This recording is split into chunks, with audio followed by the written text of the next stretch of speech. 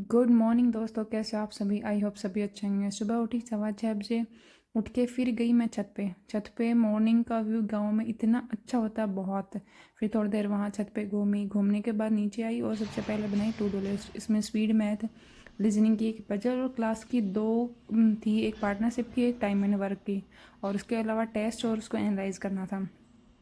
तो सबसे पहले मैंने स्टार्ट की रीजनिंग की क्लास। रीजनिंग में मैंने सबसे पहले की पोस्ट बेस वाली। पोस्ट में होता है काफ़ी सारी पोस्ट होती हैं, तो इसमें हम एक आध पोस्ट स्किप कर जाते हैं जल्दबाजी के चक्कर में कि हमें टाइमली बनाना है या फिर स्पीड से बनाना है जैसे।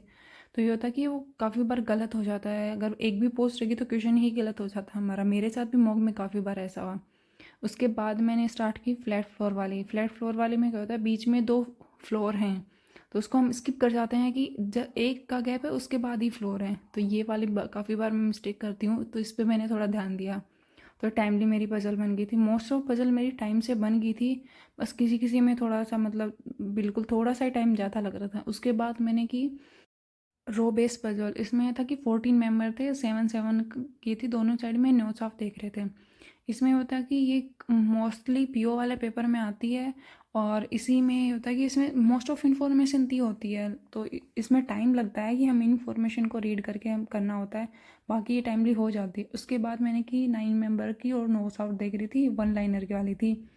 ये भी इजी थी, कलर लेवल की पजल थी और ये मोस्टली हो जाती है। बट ये पेपर में हमें ध्यान रखना था, हमें लास्ट में करनी होती क्योंकि नॉर्थ और साउथ में हम काफ़ी बार कंफ्यूज हो जाते हैं इस वजह से। तो हमें पेपर में भी ध्यान होना चाहिए कौन से स्किप करें कौन से स्टोर। उसके बाद मैं स्टार्ट की अर्थमेटिक की टाइम एंड वर्क वाली।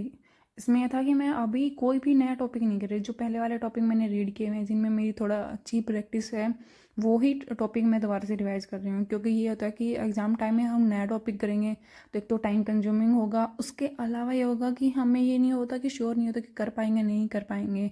तो इससे अच्छा होता है कि हमने जो टॉपिक हमें अच्छे से आते हैं या फिर हमने जो किए हैं वो ही टॉपिक को बार बार रिवाइज करना चाहिए। इसमें मैंने काफ़ी सारे क्वेश्चंस किए, वेरिएबल बेस्ड क्वेश्चन भी किए। मतलब इतने easy easy question the variable वाले। पहले मैं सोचती थी कि वेरिएबल वाले क्वेश्चन को स्किप कर देना चाहिए, उनको नहीं करना चाहिए। बट अरुण सर की क्लास देखने के बाद लगता है कि हमें सबसे पहले ही वही क्वेश्चन करना चाहिए, क्योंकि वो उसमें वेरिएबल दिया होता है तो हम सोचते बहुत हार्ड होगा, बट सबसे इजी ही वो ही क्वेश्चन होते हैं। तो सर ने हमें मतलब 90 क्वेश्चन करवाए थे इसमें। तो इसमें मोस्ट ऑफ क्वेश्चन सर ने वेरिएबल बेस वाले क्वेश्चन किए थे। सर ने ये जो सीरीज़ स्टार्ट की इसमें सर पहले में बेसिक करवाते हैं, उसके बाद क्वेश्चन अटेम्प्ट करवाते हैं ताकि हमारा थोड़ा रिवीजन अच्छे से हो, कि अगर कोई क्वेश्चन सर ने स्किप करवा दिया तो हम करने में इजी लगे। उसके बाद मैंने स्टार्ट किया अरुण सर की एक और क्लास पार्टनरशिप वाली। पार्टनरशिप वैसे काफ़ी इजी टॉपिक है, और मॉक में मेरे मोस्टली मॉक में इसका एक एक क्वेश्चन बन रहा था। और ये था कि पेपर में भी मोस्टली हर शिफ्ट में इसका एक क्वेश्चन बनता है, इसलिए इम्पोर्टेंट था। तो इसमें सर ने पहले इसके बेसिक करवाए, बेसिक करवाने के बाद सर ने क्वेश्चन स्टार्ट किए। पहले थोड़े इजी करवाए, उसके बाद थोड़े हार्ड, और लास्ट में सर ने वेरिएबल बेस्ड भी क्वेश्चन करवाए थे। इसमें सर ने बोला था कि इससे ये हो जाएगा, पीओ की प्रिपरेशन भी तुम्हारी अभी स्टार्ट हो जाएगी, ताकि फिर जब पीओ में जब तुम बैच करो या फिर मुझसे क्लासेस वगैरह लो तो तुम्हारे लिए इजी होगा, कि तुम्हें वेरिएबल देख के डर नहीं लगेगा कि ये इतना हार्ड क्वेश्चन कैसे आ गया। क्लास को देखते टाइम बीच में नोटिफिकेशन आया कि SBI पीओ के एडमिट कार्ड आ गए। तो मैंने जल्दी से देखा कि अभी मतलब SBI कल रख के ही चल रहे हैं और पीओ वाले के नोटिफिकेशन भी आ गया कि इसका एडमिट कार्ड है। तो फिर मैंने उसको खोल कर देखा तो पता चला कि इसके जो प्री ट्रेनिंग टेस्ट होता है उसके एडमिट कार्ड आए हैं। बट ये था कि ये पीओ की डेट्स आ गई हैं, उसमें है कि 8 मार्च को, 16 मार्च को और 24 मार्च को इसका एग्ज़ाम है।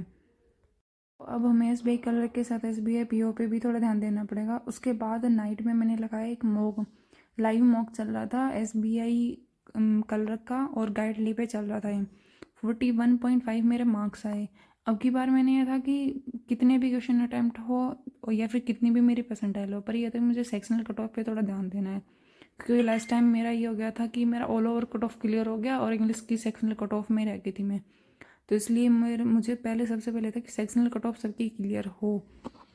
सभी में मेरी सेक्शनल कट ऑफ क्लियर थी, और क्वेश्चंस में मेरे 54 मेरे करेक्ट थे क्वेश्चंस। उसके अलावा मेरी 15 मेरी परसेंटाइल आई थी। तो ऑल ओवर मतलब ठीक थी कि मैंने सेक्शनल कट ऑफ तो कम से कम क्लियर है, ये नहीं हो कि सेक्शनल कट ऑफ में रह जाऊँ अब की बार में। उसके बाद रीजनिंग में मैंने पजल स्किप कर दी थी और स्लोग्स वाले क्वेश्चन स्किप कर दिए थे, और पजल में मेरे क्वेश्चन गलत भी हो गया था। इंग्लिश में मैंने क्वेश्चन कम अटैम्प्ट किए, पर वो था कि आरसी में मेरे सिर्फ एक क्वेश्चन गलत हुआ था, और सेंटेंस इम्प्रूवमेंट के मेरे 3 क्वेश्चन के तीनों गलत हो गए थे। और मैथ्स में डीआई में मेरा एक क्वेश्चन गलत हुआ, और बाकी मेरा ठीक थी, एक मेरा अर्थमेटिक का क्वेश्चन गलत हुआ है। तो शाम को फिर मैंने सोने से पहले ये टू डू लिस्ट चेक की, उसमें मैं स्पीड मैथ की क्लास की थी बट वीडियो नहीं बना पाई थी, बाकी मैंने सभी कंप्लीट कर लिया था। तो ऐसा रहा मेरा आज का दिन। तो वीडियो अच्छी लगी तो लाइक कमेंट और शेयर करें, और वीडियो को ज़्यादा से ज़्यादा सब्सक्राइब करें। Thank you for watching me.